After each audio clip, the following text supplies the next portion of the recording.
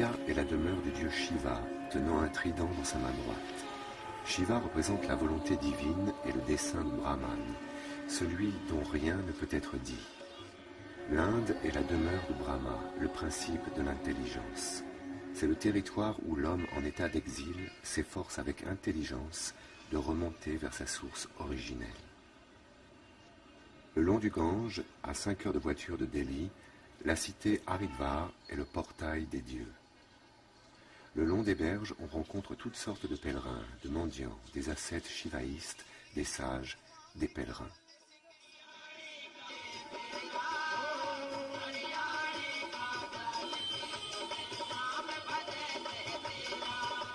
Pour le sage indien, le mental ordinaire est encombré de pensées qui se succèdent sans s'arrêter, comme des singes sautant d'un arbre à un autre, des singes tapageurs qui empêchent l'être de se trouver. Par le silence mental, le moine renonçant plonge en lui-même. Haridwar est une ville importante pour les sages et les sadhus. Cette ville est constamment alimentée par le flux et le reflux des pèlerins qui, depuis des siècles, se réunissent chaque jour sur les bords du Gange. En Inde, le renonçant, comme le font encore les moines zen du Japon ou les bouddhistes de Sri Lanka, doit mendier sa nourriture. Certains mendiants sont habillés en renonçant dans le seul but de pouvoir subvenir sans effort à leurs besoins quotidiens. Ceux-là n'ont du renonçant que le nom et l'habit. Il faut donc discerner les deux, ce qui ne saute pas toujours aux yeux.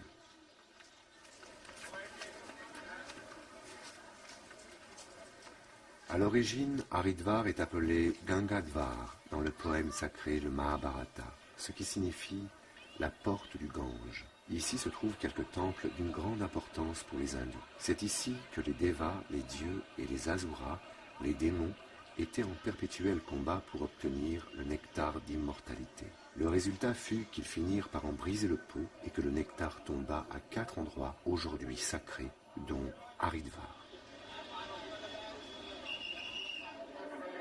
Allô, Dieu, tu es là? Réponds-moi, s'il te plaît, réponds-moi, Dieu.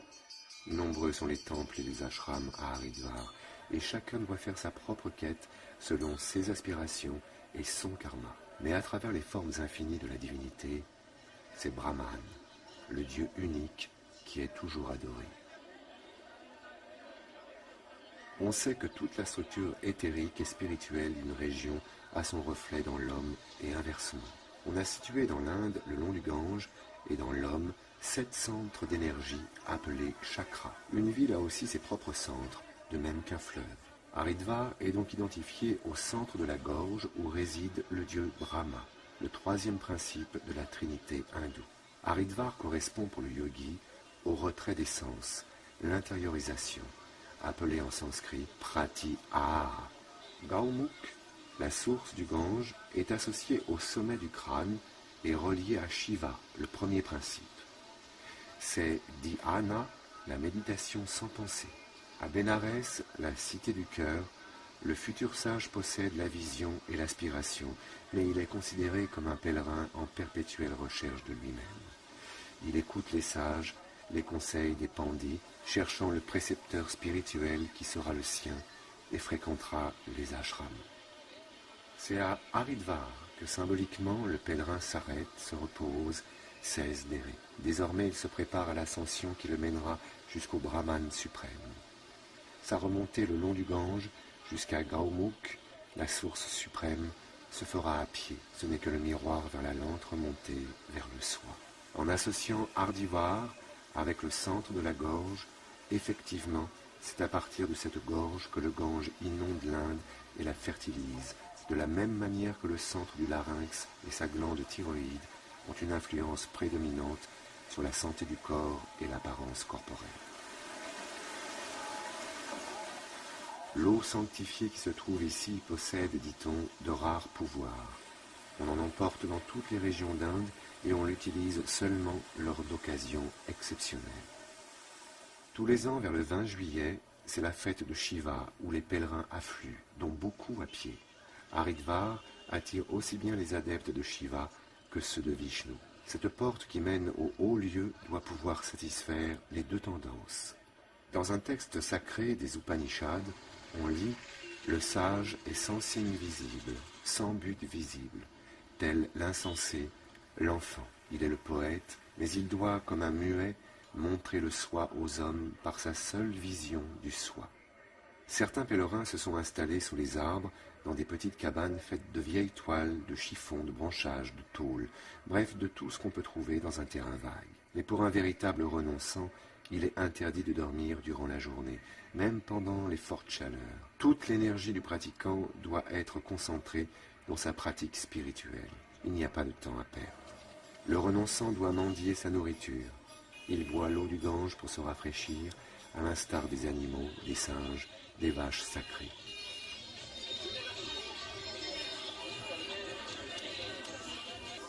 Le renonçant se désaltère au Gange qui symbolise qu'il s'intériorise, qu'il est un chercheur spirituel qui se rafraîchit au soi. Et dans sa quête de Dieu, c'est Dieu lui-même qui lui donnera son divin nectar au fur et à mesure que sa soif s'agrandit. Cet adepte de Shiva porte un trident sur le front et va le dessiner sur son bras.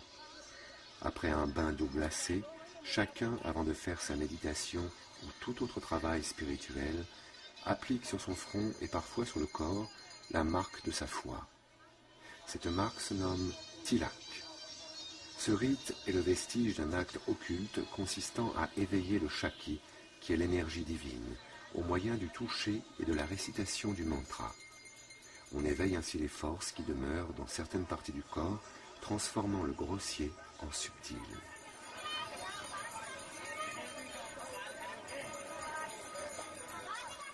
Après une halte à Haridwar, le renonçant, ayant pour seul bagage une couverture et une gamelle en fer pour recueillir sa nourriture mendiée, un bâton, part pour les hautes montagnes de l'Himalaya. Dans la vie publique indienne, lorsqu'un chef de famille a accompli son devoir de père et de mari, qu'il a élevé ses enfants, qui se sont à leur tour mariés, certains d'entre eux, vers l'âge de 50 à 60 ans, abandonnent toute leur richesse, leurs biens, leurs femmes, leurs enfants élevés, renoncent à toute possession et prennent la route sans rien sur eux. Ils ne doivent pas rester plus de 3 jours au même endroit. Ils vont de lieu de pèlerinage en lieu de pèlerinage. D'autres s'établissent ermites dans des grottes éloignées de la civilisation, dans des huttes dans la forêt, ou alors dans de petits ermitages bâtis à flanc de falaise au bord du Gange. Beaucoup d'entre eux sont de simples mendiants, mais quelques-uns vivent une forte spiritualité. Ce sont ces êtres hors du commun qui nous intéressent et nous fascinent.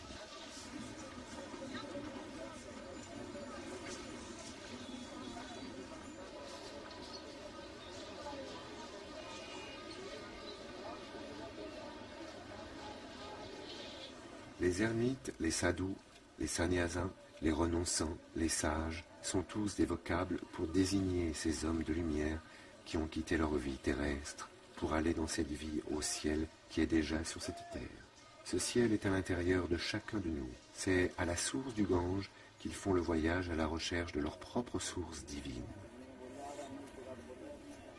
La difficulté de ce film est de montrer l'intériorité de cet homme presque banal que l'on croit fou pour avoir tout quitté de leur vie passée, aisée ou non. Certains d'entre eux, à l'intérieur d'eux-mêmes, sont baignés d'une lumière que le profane juge inimaginable ou inexistante. Si les yeux sont le miroir de l'âme, alors nous voyons dans les yeux de ces hommes des milliers de soleils tournoyés dans leur regard malicieux. Avant d'en arriver à la libération finale, les renonçants peuvent avoir et ont souvent de rudes épreuves à franchir.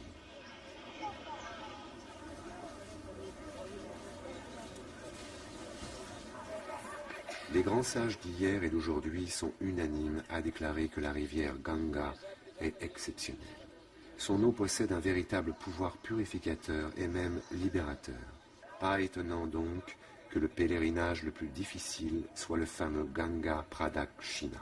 Celui-ci consiste à longer la rive gauche du Gange depuis sa source à Gaumukh dans les Himalayas jusqu'à son embouchure dans le golfe du Bengale et à retourner ensuite à la source en longeant la rive droite. Si l'on a pu éviter les crocs des tigres, le poison du cobra, les fièvres et les maladies diverses, les fatigues et autres épreuves naturelles de la route, et à pied bien sûr, on aura cheminé un minimum de 6 années pour faire l'aller et le retour. Seuls quelques ascètes et sadhus entreprennent de nos jours ce périlleux pèlerinage. La plupart vont jusqu'à la source du Gange, car là se trouve le germe de ce que vient chercher tout dévot, c'est-à-dire la vacuité, la perception du divin et au final l'illumination. Selon l'ancien moine chrétien Henri le Sceau, devenu moine renonçant ou sannyasi, l'Inde est particulièrement favorisée. Entre tous les peuples de la terre, l'Inde semble avoir reçu de la divine providence une mission privilégiée. Il semble qu'un message lui a été confié, un message à porter dans le monde et à proclamer au travers des temps. Témoignages et messages qui portent sur la primauté du mystère de Dieu par rapport au mystère du créé, sur la valeur unique de ce qui ne passe pas, l'éternel, le spirituel, la vie au-dedans, témoignages et messages surgis en son fond d'une expérience unique du suprême. La grâce de l'Inde est essentiellement une grâce d'intériorisation conduisant à l'unité. En effet, l'Inde est le lieu des racines, le berceau des premiers balbutiements. Selon l'indianiste Alain Daniello, l'Inde désigne le musée de l'histoire du monde, de la plus fondamentale des religions, antérieure à l'hindouisme védique, à la religion grecque, au zoroastrisme, à Abraham. Cette religion antique apparaît comme l'aboutissement des efforts de l'homme pour comprendre la nature de la création, s'intégrer dans l'œuvre du Créateur, coopérer avec lui.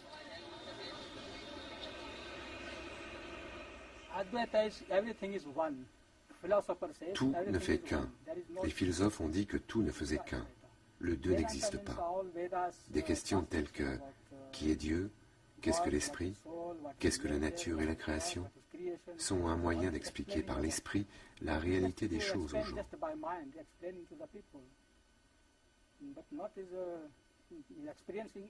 Il n'est pas question d'illumination, mais il est impossible d'expérimenter cela. Il s'agit donc d'ouvrir son esprit afin de comprendre cette philosophie. Je suis un yogi et en tant que tel, je guide le peuple vers Rivantas. Pour un yogi, Rivantas n'est pas suffisant. Je ne sais pas ce qu'il en est des autres, mais en ce qui me concerne, il ne suffit pas simplement de lire des livres. Sur la route de Gangotri, dans la source du Gange, de nombreux renonçants sont en chemin.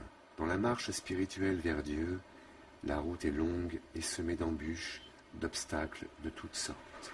Parfois, il s'agit de découragement, du manque de foi, du manque d'abandon à Dieu. Parfois, ce sont les conditions extérieures qui sont des obstacles, comme le froid, la faim, le manque de nourriture, parfois l'excès de nourriture. Les animaux sauvages, les précipices des montagnes, les moustiques, sont autant d'ennemis pour l'ascète qui, dans sa contemplation, le détourne de sa concentration. Il faut être suffisamment avancé sur la voie spirituelle pour que tous ces obstacles deviennent insignifiants. Mais paradoxalement, les obstacles et les difficultés sont un moyen de fortifier l'ascète et de le rendre plus fort, plus pur, plus vrai.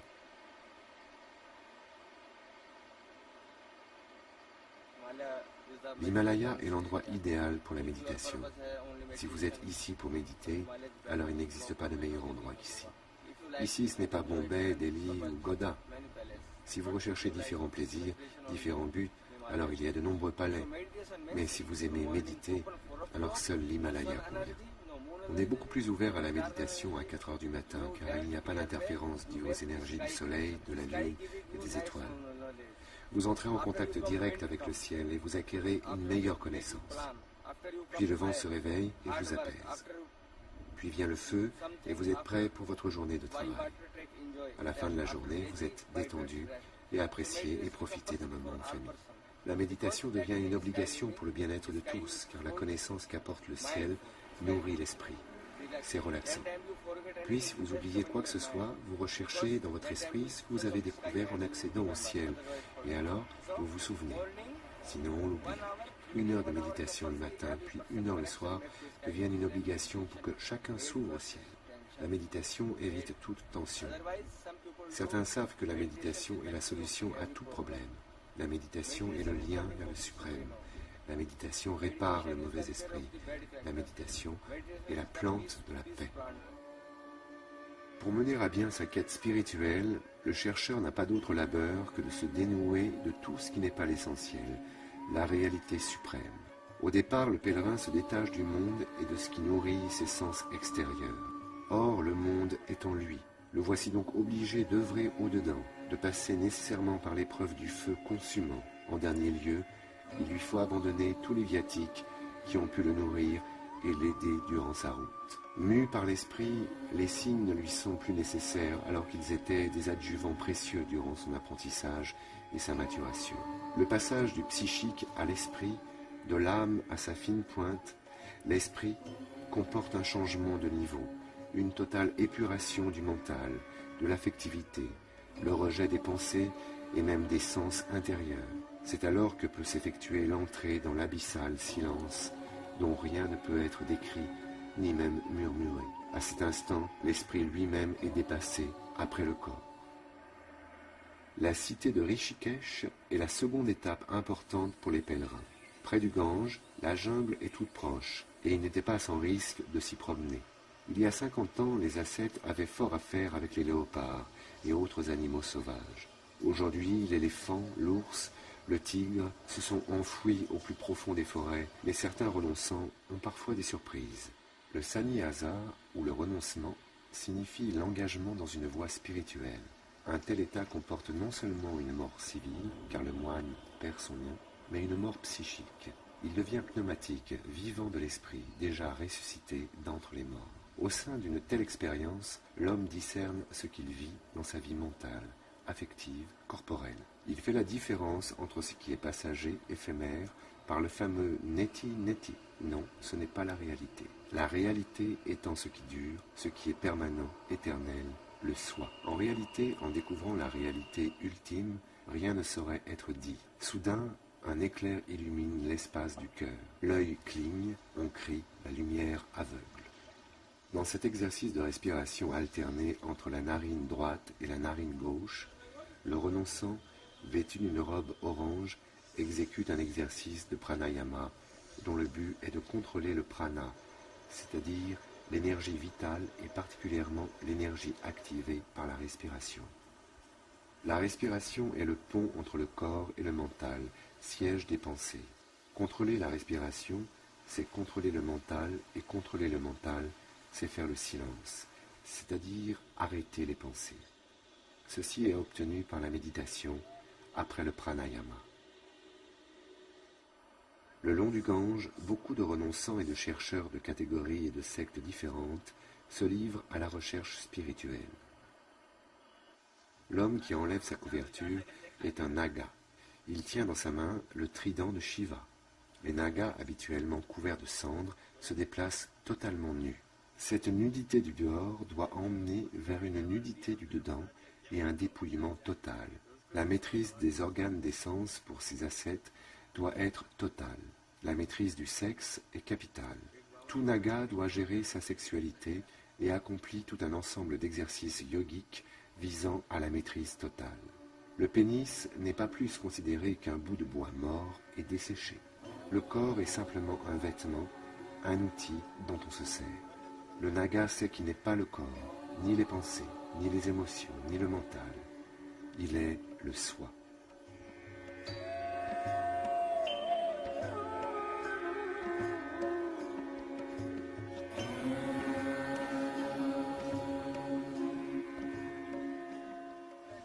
Om Namo Narayana. ठीक है. Om Namo Narayana. Om Namo Narayana. ठीक है.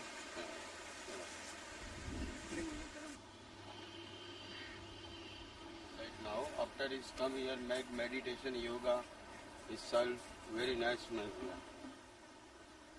Baba, nom qui désigne bon nombre de sadhus, dans sa promenade rencontre ses compagnons de route. Rishikesh, la cité des rishis, des sages, est à 25 km d'Haridwar et la deuxième porte du Gange. Selon la tradition locale, cet endroit tire son nom du fait qu'un ancien rishi, nommé Rebaya, se rendit maître de ses sens. Depuis l'aube des temps, cette région forestière est un des endroits favoris des méditants et des ascètes. Ici également, Ganga est la déesse que l'on vénère, et tout l'essentiel de la vie religieuse est concentré sur les rives du fleuve sacré. Les 460 mètres d'altitude confèrent à ces lieux une fraîcheur tout à fait propice à la méditation. Les shivaïstes de l'Inde portent le trident sur leur front. Le trident est le symbole de la matière, de l'homme qui subit le karma de l'expérience terrestre. Puis il devient l'emblème de l'homme qui s'élève vers le sommet. Le yogi shivaïste évoque toujours la rigueur et l'austérité d'un ascétisme rigoureux. Par le japa, qui est la répétition de son mantra ou du nom de Dieu, en utilisant son chapelet, le méditant se concentre et fixe son attention sur le mantra. C'est dharana, la concentration. Quand l'attention est fixée sur le mantra, le mental ne vagabonde plus et la paix de l'esprit s'installe. La prochaine étape est dhyana, la méditation sans pensée. La paix devient plus profonde. Dhyana est la 7e étape dans l'Ashtanga Yoga. L'Ashtanga désigne les 8 piliers, les 8 étapes du yoga. Le but du yoga est la libération finale par l'entrée dans le samadhi.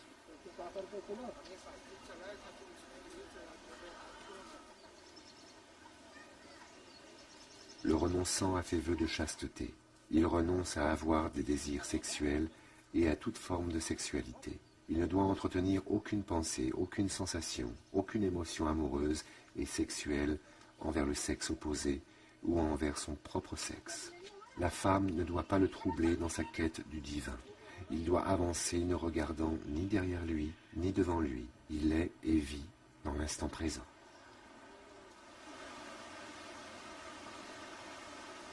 Swami Shivananda Tapasya Smriti Kutir, Sri Swami Shivananda's birth centenary year.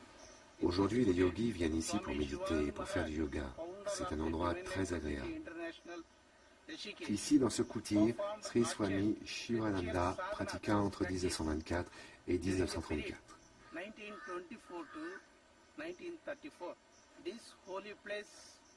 Cet endroit est aujourd'hui un lieu de pèlerinage pour ses nombreux adeptes et yogis.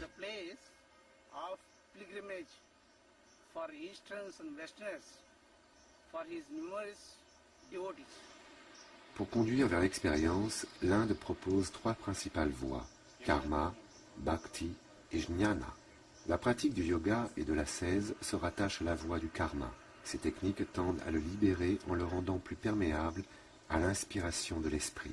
La seconde voie de la bhakti, qui est celle de la dévotion, se rapproche étroitement de la tradition chrétienne. L'absolu est personnalité et le bhakta, le dévot, lui rend hommage par la prière, le culte, les chants, la musique. Qu'il s'intériorise, il abandonnera toute réflexion sur les attributs de Dieu et deviendra comparable à un regard. Par ce regard, le regardant disparaît progressivement dans le regarder. À la dévotion de son bhakta, le Seigneur appelé Bhagavan répond par son propre amour. Il comble l'amour par sa grâce et finalement s'identifie à son fidèle. En consacrant son attention sur l'unique, en lui prodiguant son amour, l'ascète s'oublie lui-même. En s'effaçant, il perd sa volonté propre au profit de la volonté divine. Le soi libéré de ses limitations par sa fusion à la volonté absolue a recouvré sa nature infinie. Le long du Gange, Baba rend visite à un yogi qui habite dans une masure dont le toit est constitué de bâches en plastique, habitation précaire qui le protège des pluies et de la mousson.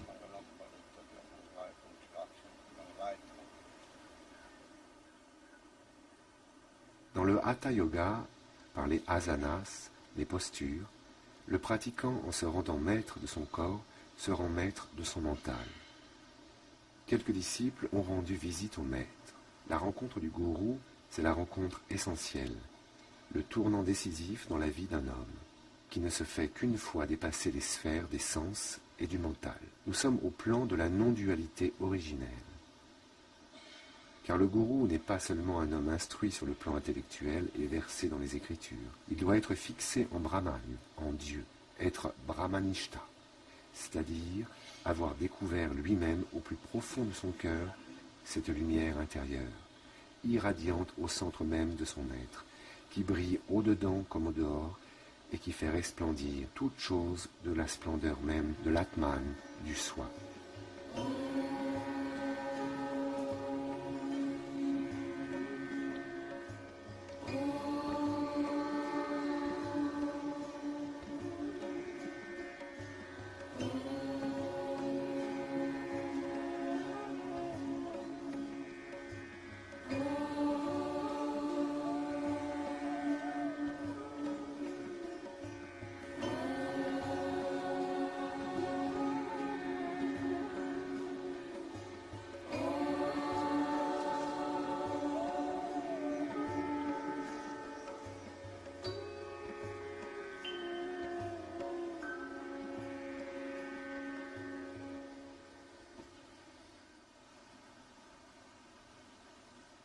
qui a atteint le silence, comment lui serait-il possible de le savoir?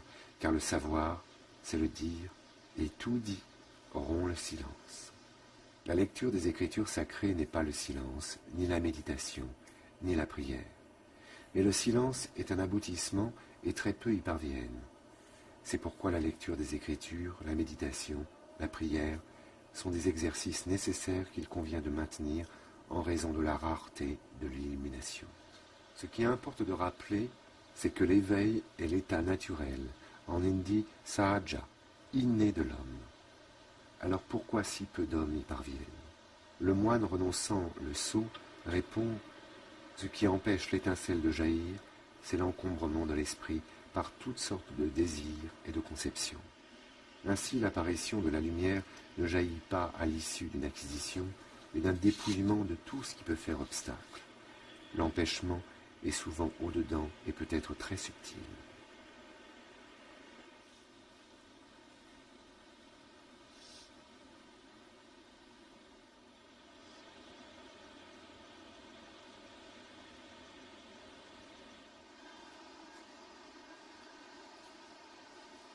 Les originalités des hommes correspondent aux couleurs des fleurs, à leurs parfums, aux différents chants des oiseaux. Et c'est là un merveilleux concert. Or, l'important pour l'homme, c'est d'être relié à son intériorité, son soi, à son royaume, à son centre de lumière et d'amour. Tant que l'homme vit dans la manifestation, dans la dualité, il ne répond ni à son destin d'homme, ni à sa vocation propre. Et ce qu'on appelle monde désigne ce qui est séparé, non relié, ce qui n'a pas encore enduré sa source.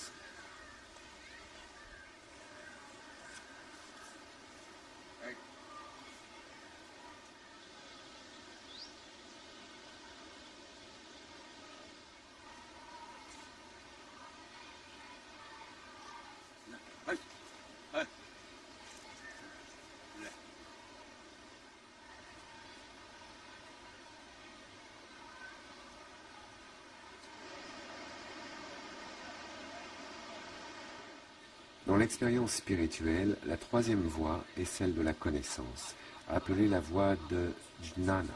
Elle est indépendante des signes, qu'ils soient d'ordre culturel ou conceptuel. Elle n'a pas à retenir les différentes personnifications du mystère de la puissance divine, décelable à travers le monde du phénomène. Elle ne s'intéresse pas davantage aux pratiques rituelles ou ascétiques, mais directement à l'intuition libératrice. Jnana est la voie royale, sagesse et connaissance. Elle vise directement au mystère et appartient à un niveau supérieur de conscience. Cette voie récuse les signes susceptibles de provoquer divers conditionnements. L'être se concentre et se fixe. Jnana est un simple éveil, une illumination dont rien ne peut être dit, sinon Asti, c'est. Je m'appelle Swami Shyam Paranansa et je suis un Swami depuis l'âge de 23 ans.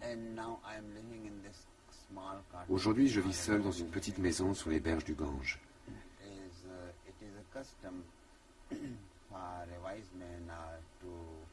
Les mages, ainsi que ceux recherchant une élévation spirituelle, ont pour coutume de vivre sur les berges du Gange, à proximité, là où les vibrations sont les plus intenses. Cet endroit étant considéré comme très fertile pour l'évolution spirituelle, c'est pour cela que je reste si près du Gange. De plus, j'aime et je connais l'histoire de ce fleuve. Le Gange est aussi le portail de l'Himalaya et est considéré comme la frontière du mage, des yogis terriens et des yogis célestes. Il y a très peu de montagnes dans le monde comme celle-ci.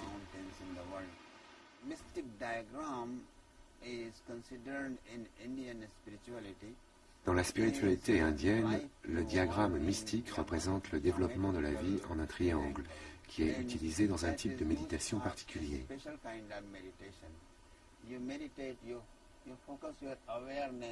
Vous méditez en prenant conscience de la présence du point rouge. Puis un mantra spécifique. Il y a plusieurs types de diagrammes mystiques et chacun possède différents mantras. Votre conscience se connecte à ce diagramme par le biais du mantra.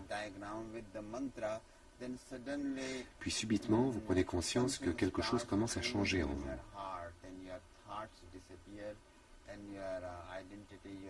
Vous, votre identité, disparaissez peu à peu. Votre état intérieur reflète votre conscience. Ainsi, il y a 7 chakras et à travers la méditation, par le biais du diagramme mystique, vous influez sur chacun de ces chakras. Pour les sannyasis ou renonçants, la règle est de passer d'un ashram, centre spirituel, à un autre. Pendant un laps de temps de 3 jours, le renonçant est nourri gratuitement, après quoi il faut qu'il parte ailleurs. Les pèlerins étrangers peuvent avoir le même privilège, mais pas toujours. Pendant les 4 mois de la saison des pluies, beaucoup de sannyasis déménagent pour revenir à la belle saison, à cause des conditions difficiles, comme la malaria, les serpents qui sortent de leurs trous gorgés d'eau. Baba rend visite à Swami Shyamendra, qui vit toute l'année dans sa petite maison de pierre au bord du Gange. C'est un renonçant sédentaire.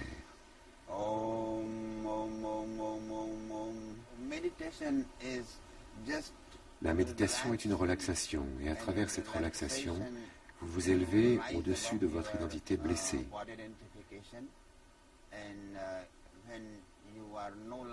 Et en surpassant votre esprit, vous pénétrez dans des niveaux de plus en plus profonds de votre conscience.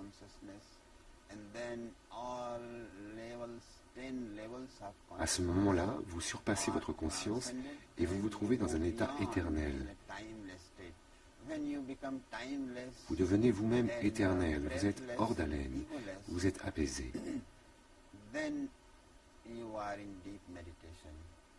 Vous êtes ainsi en méditation profonde. Je ne me souviens pas de tous leurs noms, mais William Young a dit dans sa littérature psychologique que le subconscient n'est qu'un dixième de la conscience, que l'inconscient est un autre dixième de la conscience, etc.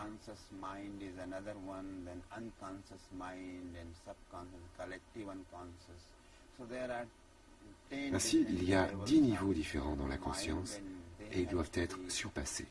Les obstacles ne sont que calamités naturelles.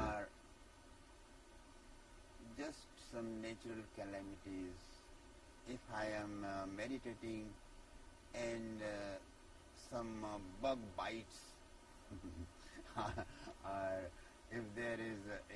Si je médite et qu'un insecte me pique, ou si en hiver un vent glacial s'abat sur moi, alors ces événements sont des obstacles.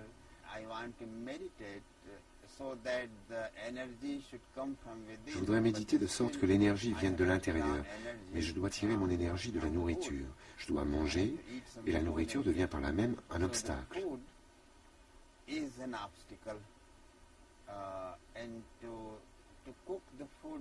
Le fait de devoir préparer ma nourriture est aussi un obstacle, car cela me fait perdre du temps, de même que les faits de manger et de digérer. Tous ces événements sont des obstacles, et donc je cherche actuellement un moyen pour tirer l'énergie qui m'est nécessaire des rayons solaires.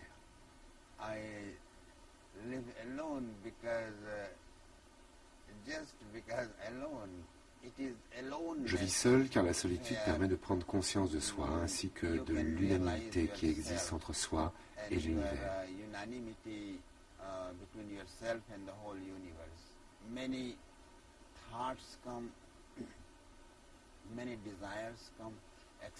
Les nombreuses tâches, nombreux désirs, nombreuses attentes ainsi que les pulsions de la nature qui sont des limites à notre personnalité doivent être surpassées. So when you are alone, you are relaxed. As you are in your bedroom, why you relax? Because you are alone. Ainsi, seul vous êtes relaxé. Pourquoi êtes-vous détendu lorsque vous êtes dans votre chambre? Parce que vous êtes seul. De la même façon, lorsque vous vivez seul et que personne ne vous connaît, vous vous sentez aussi bien que si vous étiez dans votre chambre. Vivre sans épouse n'est pas un problème, de même que vivre avec une épouse n'en est pas un. Ceux qui sont mariés ont décidé de l'être et c'est leur choix. Si vous voulez vous marier, vous pouvez vous marier.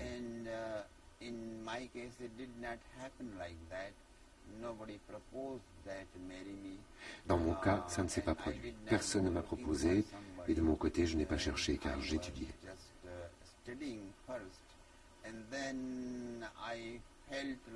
Puis j'ai pensé que tout était futile et que la vie n'avait aucun sens, à moins qu'on y gagne autre chose qu'une forme de routine.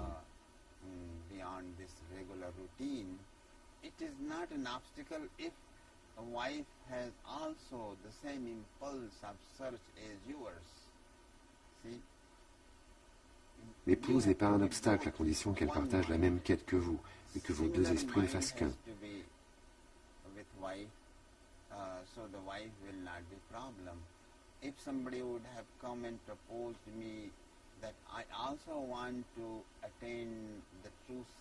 Si quelqu'un était venu dire « Je veux aussi atteindre le véritable moi » ou méditer et ne faire qu'un avec l'univers, j'aime méditer et demeurer relaxé et je veux t'épouser, peut-être aurais-je considéré la chose. Mais comme personne ne me l'a proposé, j'ai continué comme j'ai pu et voilà toute l'histoire.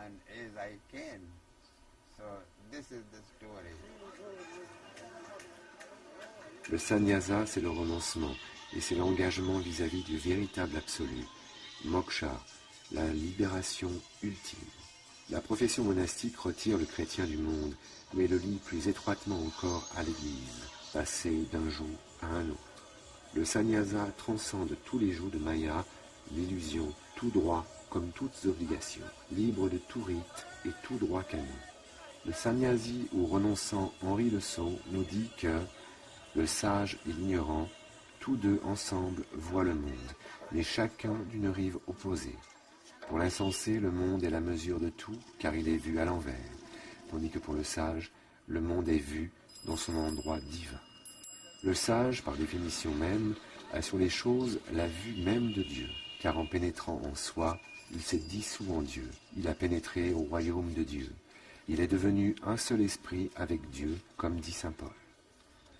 Changeant de rive, le moine sur le pont de la libération comprend aussitôt que son état coïncide avec la non-dualité appelée Advaita. Institué comme un ordre monastique, le sannyasa désigne un état de total renoncement. Chez l'Avaduta, le dépouillement n'est pas moindre, mais la lumière intérieure est telle que l'homme en qui cette lumière se réalise ne saurait se soumettre à une quelconque obligation sociale ou religieuse. Ce dernier état est privé de tout signe extérieur se référant à son choix et l'indiquant à l'extérieur.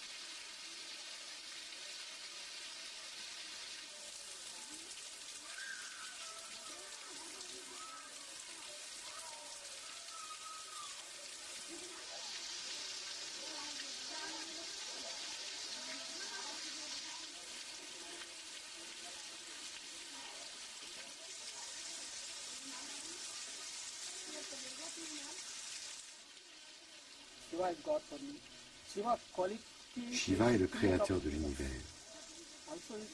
La représentation de Shiva est aussi le symbole de la grandeur de l'univers avec le soleil, la lune, les étoiles et toute autre forme d'énergie. Je n'ai aucune sorte de doute sur ce que je pratique et ce que je découvre. Je pratique le yoga car je suis en quête de Dieu avant toute autre chose. Et j'écoute à toutes les créations de l'univers avant de passer à autre chose. Je ne ferai rien d'autre dans ma vie avant d'avoir trouvé Dieu. Sanskar dit que les gens normaux qui ont ce qu'ils ont aujourd'hui ont fait ce qu'il fallait au karma avant. Mais les yogis naissent avec les mauvais et les bons karmas. Sanskara, et vous devenez libre car vous atteignez l'ultime concentration.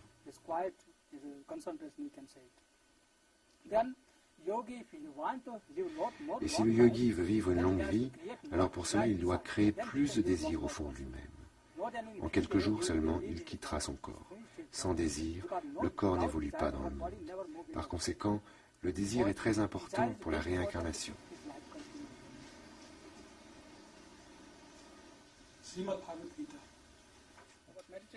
Ce livre contient beaucoup de choses très importantes concernant la méditation, sur la constitution de l'être humain, sur la constitution de sa vie. Tout depuis la naissance jusqu'à la mort. Que faire et quand? Si dans une vie normale, alors quoi faire, que faire si l'on veut écouter et apprendre à connaître Dieu? Comment mourir lorsque proche du Gita Vishan, soit lorsque la mort approche? Par conséquent, le Gita est très important et guide sur des sujets tels que la vie, comment aimer et aimer son prochain. Lorsqu'il n'y a pas de désir, alors vous atteignez le mukta. Mais s'il n'y a pas de désir, alors vous ne pouvez désirer comprendre. Or, c'est le plus important. Qu'est-ce que la vie? Quand sommes-nous nés? Où sommes-nous nés? Comment sommes-nous nés? D'où venons-nous? Comment vivre? Comment mourir? Où va l'esprit après la mort? Qu'est-ce que le paradis? Qu'est-ce que l'enfer? Qui a créé le monde? Qui le détruit? Qui le préserve? Qu'est-ce que l'esprit? Où est l'esprit? Sans cette compréhension, vous ne pouvez atteindre le mukta.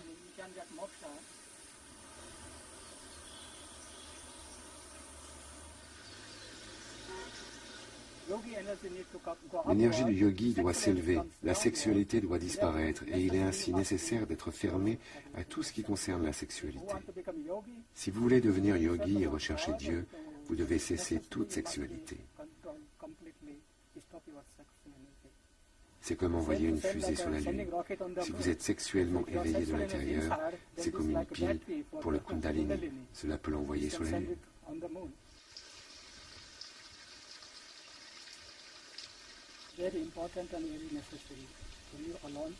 Ce qui est très nécessaire et aussi très important, c'est de vivre seul et de pratiquer le yoga. Si quelqu'un recherche Dieu, le Dieu et cette personne doivent ne devenir qu'un. Sinon, c'est impossible. Si vous êtes sensible à la vie matérielle, vous ne pouvez rien trouver. Il est indispensable d'être seul. J'ai de nombreux obstacles sur ma route, mais je les surmonte tous. Personne ne m'arrête ou ne me contrôle. J'en ai eu de toutes sortes tout au long de ma vie. Toujours des obstacles universels dans ma vie. J'en trouve encore aujourd'hui, mais je les surmonte. Car mon unique but est Dieu.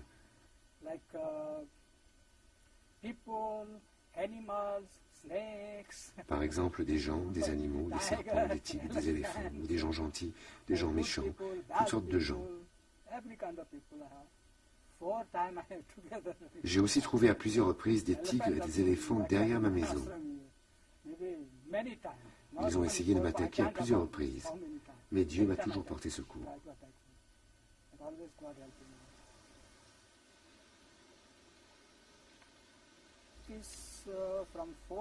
Je médite de 4 heures jusqu'à 8 ou 9 heures du matin. Mais lorsque je cherchais une technique spéciale, lorsque je pratiquais très durement, aujourd'hui, je me repose à cette heure-là car je peux dire que cela fait 40 ans que je pratique et que j'ai souffert pour atteindre mon but, mais que j'y suis parvenu. Je ressens les choses auxquelles je pense, que je recherche ou sur lesquelles je me questionne. Toutes les réponses me sont données par Dieu. Aujourd'hui, je peux dire que je suis assez content de moi. J'ai sacrifié ma vie à la quête de Dieu et aujourd'hui, je suis heureux de l'avoir fait. Toutes les questions que je me suis posées ont trouvé des réponses. Par conséquent, je n'ai désormais aucun doute en ce qui concerne la religion, une personne normale, incarnée ou réincarnée, les yogis, les sadhus. Je n'ai aucun doute concernant qui que ce soit. Je n'ai aucun doute concernant la vie et la naissance, concernant la vie et la mort. Je n'ai aucun doute concernant le paradis et l'enfer. Je n'ai aucun doute concernant la création de l'univers. Je n'ai aucun doute concernant Dieu. Si je peux tout comprendre aujourd'hui, alors tout est parfait dans ma vie. La grotte est très importante dans la méditation car vous vous asseyez dans une grande structure où le ciment vous entoure complètement. Lorsque le yogi pratique, il y a tant d'énergie qui s'évapore. C'est pourquoi la grotte est importante dans la conservation des énergies. L'énergie, c'est comme l'électricité. Ça quitte le corps tellement rapidement.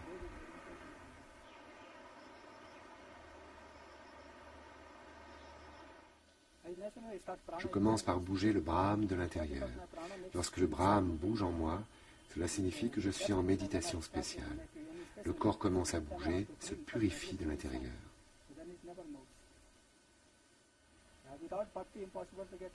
Le corps à l'extérieur ne bouge pas, tandis que le corps à l'intérieur bouge. Il est quasi impossible de trouver l'illumination si vous n'avez pas la capacité à être dévoué, comme étant fidèle à Dieu. L'émotion est pareille à celle d'un enfant qui aime sa mère ou son père, ou même à celle des parents qui aiment leurs enfants. C'est le même genre d'amour que vous avez envers Dieu. C'est comme un père qui trouve les réponses pour son fils. Dieu trouve toutes les réponses universelles qu'il veut.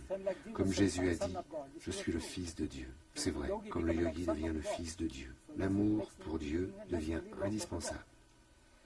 Rishikesh est la ville des ashrams. Un ashram est constitué d'un groupe de disciples réunis autour d'un instructeur ou gourou. L'ashram est un centre de recherche spirituelle. Le maître est là pour faire comprendre aux disciples que les deux mondes, spirituel, celui de l'ashram, et profane, celui de sa vie quotidienne, ne sont pas deux mondes mais un seul, et que tout cela n'est que le jeu de Maya, de l'illusion. Il n'y a pas d'effort à faire, sinon cesser d'être autre que soi-même. Peu de sannyasins fument le hashish, qui est censé favoriser la méditation. La plupart de ceux qui fument sont de simples mendiants, utilisant le hashish pour se divertir, ou plonger dans d'agréables rêveries éveillées pour le plaisir, pour fuir la réalité de leur quotidien qui serait trop morne et trop banale. Le renonçant n'a pas besoin de fumer, il parvient au même état et le dépasse par la méditation. En quoi aurait-il besoin de fumer, puisque la paix, il la trouve en lui-même et d'une manière plus pleine et plus durable. Et quand il a des problèmes spirituels à résoudre, le hashish peut gêner sa concentration et dérégler son discernement. Le hashish est le plus souvent une entrave pour le chercheur spirituel qu'une aide. Il va rarement rechercher la concentration d'une manière artificielle. Les pluies et la mousson rendent les pèlerinages plus difficiles. Les glissements de terrain dans ces régions montagneuses sont choses courantes et créent un climat de pauvreté supplémentaire.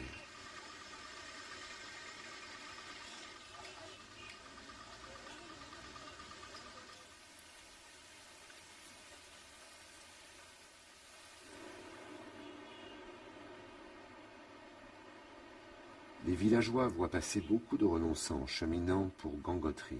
Les sannyasis profitent de l'arrêt de la pluie lancinante et fatigante pour prendre un peu de repos. Se sentir étranger dans un lieu favorise l'intériorité.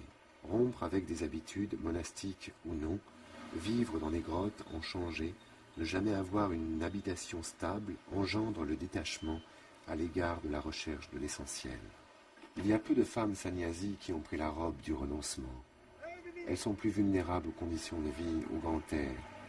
L'éducation reçue les empêche également de faire le grand saut. Le renoncement aux biens matériels, à la demeure permanente, empêche d'amasser et supprime ainsi l'avoir.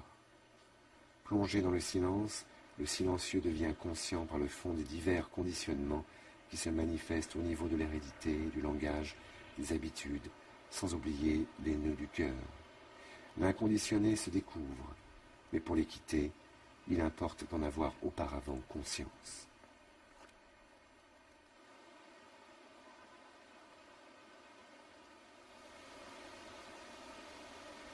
À cet endroit, le Gange est devenu un torrent. Les ablutions dans le Gange enlèvent toutes les fautes si le pèlerin a l'état d'esprit nécessaire. Mais attention, dit une tradition populaire, il faut être d'une parfaite vigilance après son bain, car les péchés se posent en embuscade sur les arbres de la berge, et lorsqu'un homme sort de l'eau, il lui saute sur les épaules.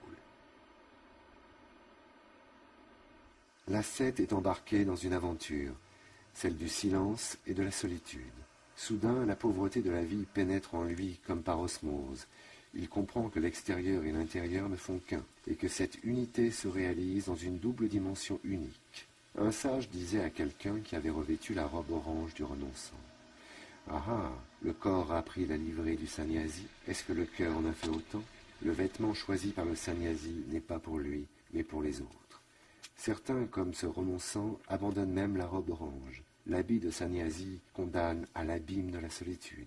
Le renonçant n'a pas à converser sur les choses du dehors. Avant de l'atteindre, les vagues de la mer du monde se brisent dans l'écume, à ses pieds. Quant aux choses du dedans, qu'en dirait-il? Il parlerait dans le vide, faute d'oreilles attentives.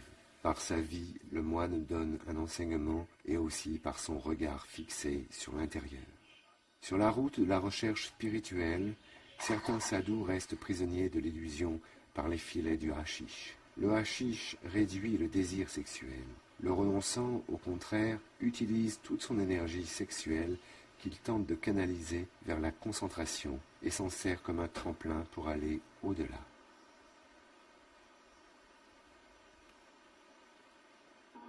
Sur la route de Gangotri, lors du pèlerinage dédié à Shiva qui se déroule à la mi-juillet, c'est l'étape nécessaire du repos.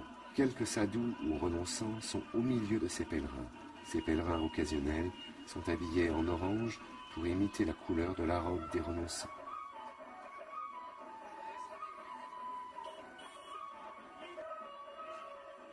Sous des tentes aménagées pour la circonstance, on mange, on se détend. Cet ascète reste en permanence debout sur un seul pied.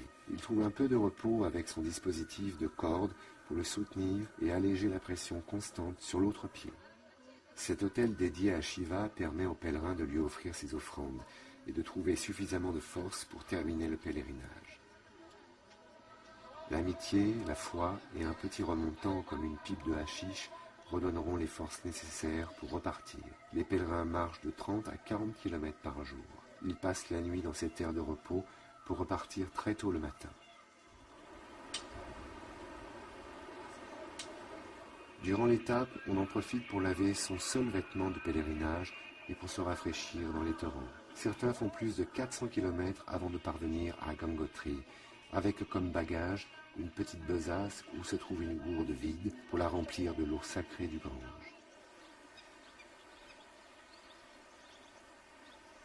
Certains sont dotés pour la marche de bonnes chaussures, d'autres marchent pieds nus. La beauté des Himalayas est une récompense à la fatigue. Le pèlerin ne peut prendre aucun véhicule motorisé ou non. Les entorses, les ampoules sont monnaie courante. On réparera les bobos à la prochaine halte. La mousson, avec l'abondance de ses pluies, rend parfois les routes impraticables et fisse sur le goudron. À certains endroits, les routes sont fermées suite à des glissements de la chaussée.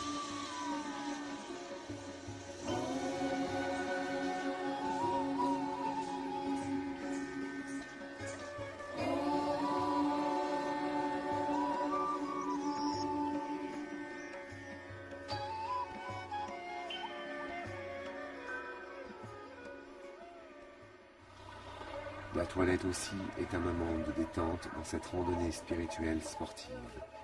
La pluie ralentit toujours la progression. La mousson dure plusieurs mois et affaiblit les populations pauvres de l'Himalaya.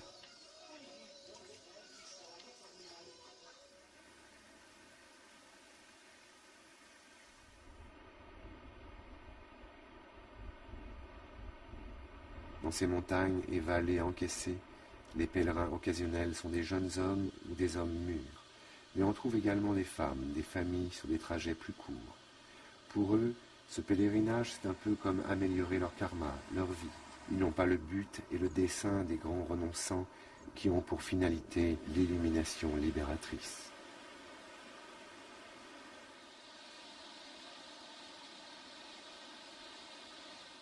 Arrivé à Gangotri, le Gange est un torrent impétueux. Ce renonçant va rester sous cet abri de cette habitation du village de Gangotri quelques heures seulement avant de repartir. Toute lecture des écritures sacrées exige une préparation, sinon le texte resterait scellé. La première condition est celle de la foi. Et qu'est-ce que la foi sinon ce sens intérieur qui fait pénétrer obscurément l'esprit dans les profondeurs de soi? C'est une foi dont la flamme intérieure sera allumée au feu d'une expérience profonde. Un lecteur des Écritures dépourvu d'expérience peut les transmettre à autrui. Il lui suffit de répéter les paroles. Et celui qui les écoute les recevra comme un savoir d'école et rien ne sera modifié en lui. Seul peut transmettre l'expérience l'homme qui l'a lui-même faite. On pourrait le comparer à celui qui, ayant reçu la brûlure du soleil, aurait un teint hâlé. Et ceux qui le verraient diraient à son propos « Voici quelqu'un qui a fait l'expérience du soleil ». Les Upanishads, textes sacrés hindous, précisent que rien de ce qui est créé ne peut atteindre au non créé. C'est pourquoi il vient un moment où les écritures pourront être abandonnées. D'où cet Upanishad lit, étudie et sans cesse médite les écritures. Cependant, une fois que la lumière a brillé au-dedans de toi, laisse-les tomber comme on laisse tomber le brandon qui a servi à allumer le feu.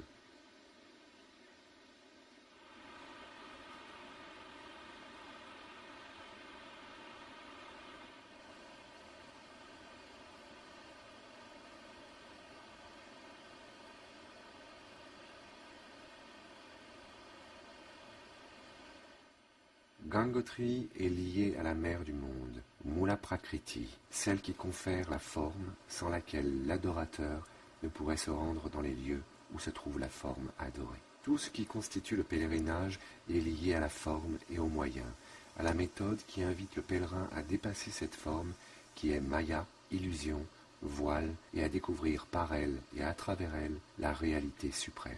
La mer donne le véhicule physique et la force de parcourir le sentier. Dans la Trinité, Ganga et Gangotri se rapportent à Brahma, le créateur du monde des formes.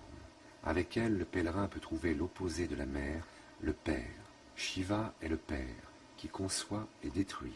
C'est le pouvoir de la volonté qui agit à travers la forme intelligente.